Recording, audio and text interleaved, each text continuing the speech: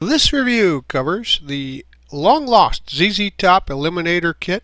It's a Revell 124 scale model, kit number 85-4465, that hasn't seen reproduction in many years. It's a straight re-release with no changes from the original. Even the box art is retro style. Now, it's a skill level 4 kit requiring glue and paint, although it is molded in color. You get 70 parts molded in red, chrome clear, and rubber tires, and the decals are those classic ZZ stripes from the original kit.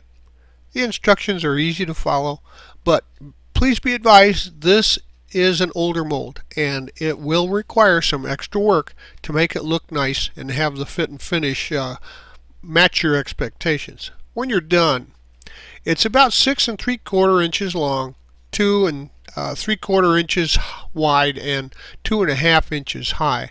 Now in '76, ZZ Top's guitarist Billy Gibbons commissioned the construction of this at a local hot rod shop to build the Eliminator, which was based on a '33 Ford Coupe. And it took a while. It was street ready in '83, and the car was featured on the cover of their top selling album Eliminator, which had over 10 million sales. Here are the contents of the kit. As you can see, it's a specific purpose kit. There won't be any extra parts. It was designed just to be the replica of the Eliminator. Now be apprised that we will be using Model Master liquid cement, sometimes super glue for strength, and white glue for some of the glass parts. Also, please heed all of the manufacturer's safety and use guidelines when you use any of the products that you see or hear mentioned in the review. Here are the decals for this kit. As you can see, they're colorful and the registry is good. So I would also suggest, however, for those big decals and even the contoured inner decals, that you use some of the aftermarket setting solutions that are available to help them settle onto the contours of the model. Construction will start with these parts to build the engine. As you can see, it's a pretty simplified motor, and it builds up with the block, the heads, and the intake being assembled, and then those are painted steel and aluminum, and the carb is a goldish tint, and the starter's black. The oil filter is white, and the distributor is tan. Now paint the belts flat black and aluminum, and then add them, and then add the alternator, the AC and valve covers, and then the air cleaner and the exhaust manifolds. It actually doesn't look too bad built up, as you can see, and with some wires for the distributor, it might really enhance the appearance. But it is a simple build, and it has a great looking air cleaner. Next, we can grab these parts and work on the wheel assemblies. Press and roll the tread on a sheet of 220 sandpaper on a flat surface to give them a roughed up look. And then paint the wheel backs flat black, and install the wheel backs and snap rim in place and add the spinners to that. And then note that the fronts and rears are different sizes, so be careful to keep those separate and put them into place in the proper position. Next, we can begin work on the chassis assembly. So put the rear axle together and paint that steel and let that set and dry, and grab the engine assembly as well. Now paint the chassis flat black, and you'll notice that there's a script there towards the back end. If this is going to be a nice contest or display model, you might want to scrape that off with a blade, sand it smooth before you paint the chassis there. But then go ahead and add the engine and the rear axle into position in the places where they go. They're pretty well marked. And note that you need to remove any chrome or paint from any of the surfaces that you're going to join together for a good bond. Okay. Now paint the front suspension part steel and install the front axle, and then add the traction bars and sway bars with the tie rods. Now install the tires into place on the spindles to complete the assembly. Now you can paint the exhaust steel and the muffler's aluminum. There's also some tips there. They can be chromed. But locate the positioning receivers for those, and then mate those up to the headers up in front at the engine, and put those into place. Now you've got a rolling chassis on which to build the rest of your model. Now it's time to work on the body, and you might say this is where the rubber hits the road, because there is, with my sample, there was a little bit of warpage, and there's a lot of flash that needs to be cleaned up, as well as some parting lines. When one of the issues that you're going to find is that separate panels need to be fitted to the body and then taped into position for paint.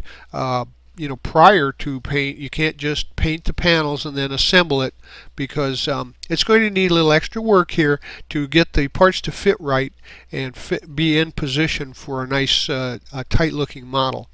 So you're going to grab those parts and then do the work with them with some sand sticks and some fine sandpaper to remove any blemishes, marks, or flash or parting lines, and get those ready for paint. Now we can remove the support bars from the fender and body pan there, and then sand and smooth all of the blemishes. And there are several severe sprue tabs on the sides that will need to be cleaned off and perhaps touched up with some putty as well. Now both sides of the top of the body there have some pretty heavy mold flash, so you'll need to clean those up with some sand sticks, perhaps scrape them off to get the high portions down first.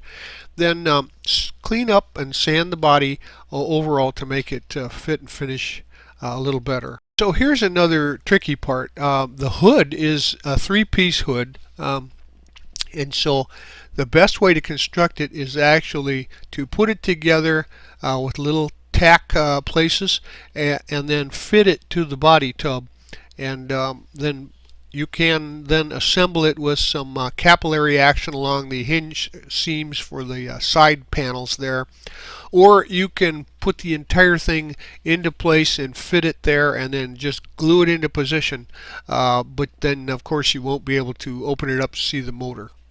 Alright, at this point we find actually the worst issue for the kit. There's quite a gap. It's almost actually oversized where the top meets the body shell, and so I made the decision at this point to fit and finish the top and the body shell the best I could, and forego even installing the interior. It's nearly impossible to get the thing into position properly with the top on. So I wanted a nice shelf display, so I went ahead and finished up the top here with some putty and some gap filling glue, and made that as good a fit as possible, and then got the body ready for paint. So after fitting the top and then going over the rest of the body, trimming any flash and fitting the panels into position the best that they can be placed, I went ahead and sanded the body to get rid of any imperfections, and then I gave it a good coat of primer both inside and out, and then a coat of silver paint for a base coat. After the base silver dried, I used Tamiya metallic red to give it a few light mist coats, and then a couple of light coats for a nice even finish over the entire body inside and out, to give it a nice luster with the silver base coat. After the base coat's thoroughly dry, I went to decal the body, and like I said, those large gorgeous looking stripes can use the benefit of some setting solution.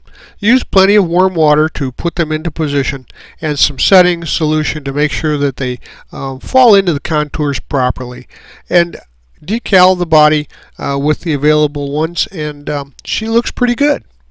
Now it's time to fit some of the chrome parts that you see here, and notice that the grill is really mounted heavily on some heavy sprue, and of course once you remove that it leaves quite a disfiguration there, which you may need to even putty a little bit and touch up. I used the Molotel chrome pen for this to at least give it some semblance of uniformity, and then I used some thinned black paint with a 50-50 mixture to wash the grill, and then I installed the grill into position.